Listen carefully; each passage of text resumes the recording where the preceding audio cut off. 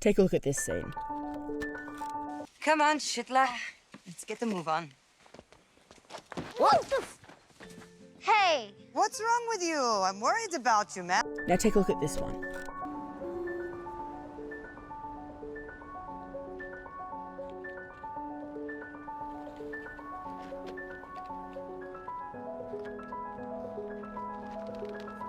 These two clips feel like complete opposites. A set of clips whose tones would obviously clash if they're in the same film. Yet what if I were to tell you not only are these scenes in the same movie, but they're pretty much next to each other, practically back to back within the film? How can a set of scenes whose tones seem to be antithesis of each other be so compelling when on paper they seem to be so incompatible? This is a perfect example of how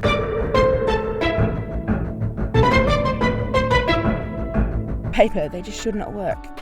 The concept, tones and general themes of these two scenes are so different and seem to clash in such a major way. When creating a cohesive narrative, it would seem obvious that two opposing concepts like happy and sad so close together would do nothing to enhance the film, but instead to detract and take away from. Yet it is this very contrast, this very opposition that allows the scenes to work so well together, intentionally jarring the viewer and utilising this concept to emotionally connect with the audience and engage them within the scene. Come on, Shitla. Let's get the move on. What?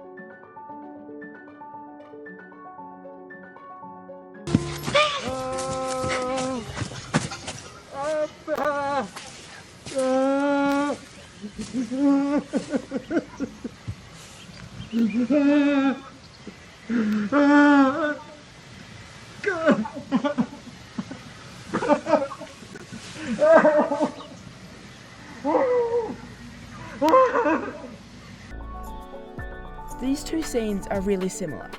Throughout his filmography, Taika Waititi uses similar ideas and concepts to create his films. Not only do both of these scenes focus on maternal figures who the main character has just started to connect with losing their life, and not only are we taught that this person has died through an inference from another character or something within the scene, yet that is not the biggest similarity and the most important. The most important one is the positioning of the scenes within the movie, the way the scenes have been edited together. This scene is the lowest point in the film for both characters, being in a complete slump. However, rather than being a gradual depression like a lot of other films, caused by multiple different things happening over time and someone gradually losing everything, these scenes happen directly after the highest high in the film, the point at which both characters have experienced their best moments and happiest times. For Ricky Baker, it came through finally connecting and finding a loving maternal figure that understands him, finally feeling the unconditional love he lacked all his life as an orphan. And for Jojo, it came when he finally begins to connect and understand Elsie, the Jew in his attic, and when he finally reconnects with his mother after the loss of his father. This sudden contrast between the joy and ridiculousness of their situation works to enhance and really drive home the dreary truth of death and the lost science both films. This contrast is a concept weaved within the very fabric of these two films, and it's not just relegated to the editing of it and the contrasting use of one scene after another. This concept shines brightly throughout both films, and the filmmaking techniques that Taika utilises are best on display within this next scene.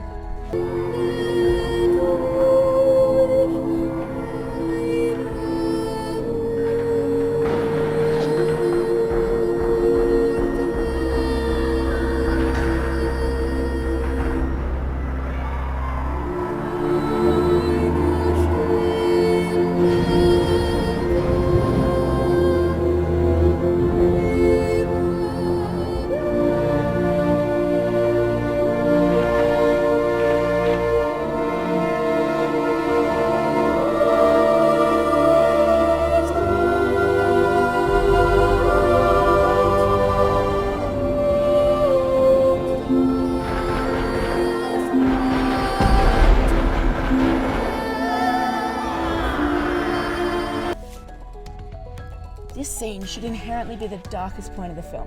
The concept of death that has been hinted at and inferred throughout the film through visual cues and dialogue is on full display in this moment. This scene is also followed by a major character death another truly emotionally charged moment of unselfishness. Now go home, look after that sister of yours. Okay? Get away. Get away, Jew. Hey! Get away! What's going on? The Jew! Shut up. You know this Nazi? No, I don't know this dirty Jew. No, no. Get away, Hey! Jew. Shut your mouth, Nazi. Get out of here! Go home! Go home! Get out of here! Go home!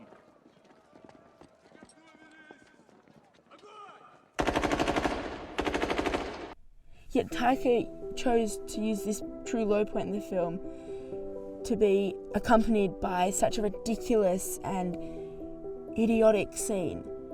I mean, just comparing these two scenes shows the tonal difference between the two. The first one utilising the chaotic music, the ridiculous costuming of the feather cap and the wafting cape, the incredible amount of jokes, the long shots creating a sense of separation between the audience and the characters. And now take that, compared to the lack of music grounding the second scene in reality. The war damage, costuming and ripped shirts and bloody makeup, and just general war-themed mise-en-scène. The lack of jokes and general disheartened dialogue. The tight close-ups and mid-shots to emphasise the emotional impact and closeness of the scene. That first scene works to enhance the chaos of the situation.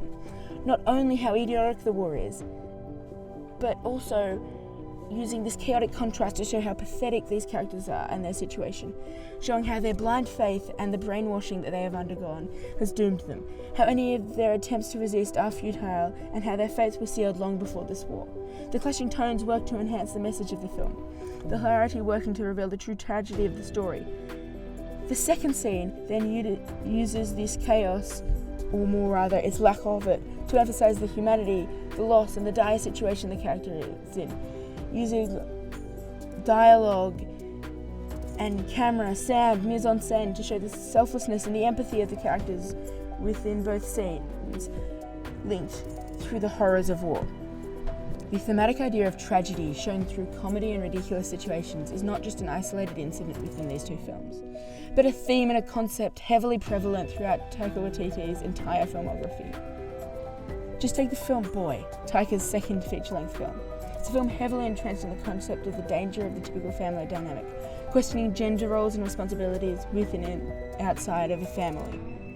Yet it is done through the lens of a boy whose absent father arrives home from jail, and is just the most over-the-top, childish and idiotic person ever. And what about the film What We Do in the Shadows?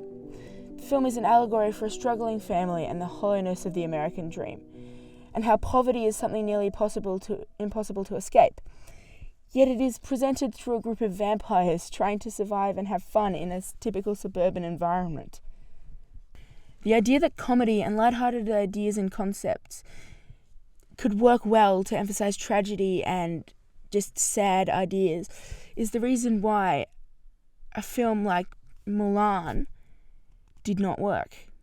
Not only did this film fall flat on any deep or feminist message, saying that to do well in life you just have to be born lucky, but the way it removed any of the goofy or fun concepts from the original film in the place of a bleak and grittier story meant the film itself lacked any power, impact, contrast or meaning, leaving each scene to feel identical and the film to just overall feel boring. It's no doubt that the majority of Taika Waititi's films are quite similar. The main characters are always boys, or characters who need to learn to be mature and grow up. These boys always start the film distant from their parent, often due to the loss of another one.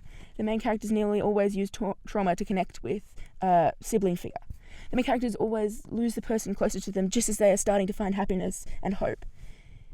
Yet, the main core of these films, and the main theme that ties all these different genres, themes, ideas and stories together, is this perfect blend of comedy that it just enhances the film's tragic and dark moments prevalent throughout every single part of Taika Waititi's filmography.